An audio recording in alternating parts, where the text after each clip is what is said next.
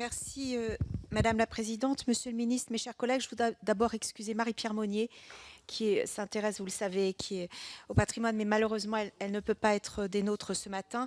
Donc, je vais, avec mes collègues, tenter, non pas de la remplacer, mais en tout cas d'intervenir sur ce sujet qui est un sujet très important, qui forcément vient aussi dans le droit fil de ce qu'on a vécu ces dernières années et qui montre une appétence et un intérêt de nos concitoyens pour la question du patrimoine, tout patrimoine, et qui est devenu finalement vraiment un intérêt au-delà de la question de Notre-Dame nationale.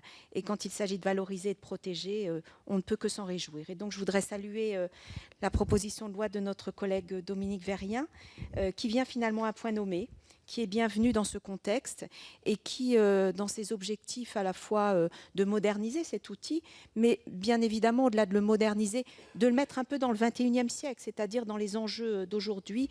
Bien sûr, nous y souscrivons totalement, et à travers nos amendements, pour certains d'ailleurs similaires à ceux du rapporteur, eh bien, nous serons en tout cas en capacité de contribuer à faire progresser ce texte.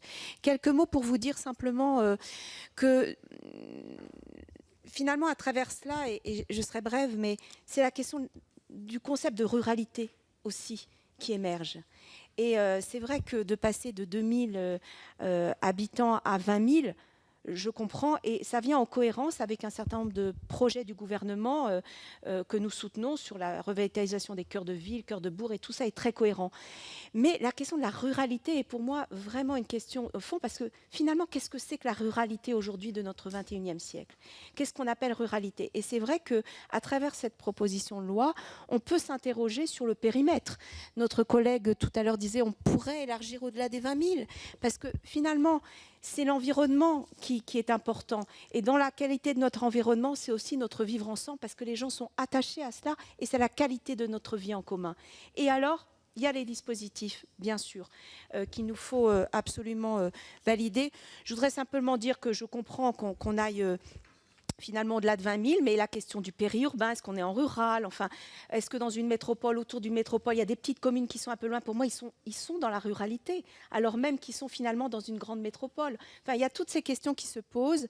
Il fallait nous garantir, cependant, en passant à 20 000, que Bercy suive.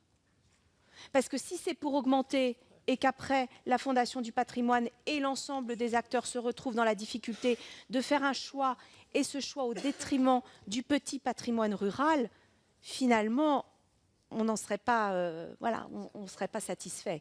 Donc, si vous nous garantissez que Bercy va suivre pour pouvoir augmenter ce périmètre et du coup accompagner ce petit patrimoine, eh bien, en tout cas, nous allons contribuer à faire progresser ce texte et à travers nos amendements, vous dire que nous sommes tout à fait d'accord, en tout cas, avec le fondement de cette PPL, mais aussi avec l'idée de pouvoir améliorer cet outil qui est important que représente la Fondation du patrimoine.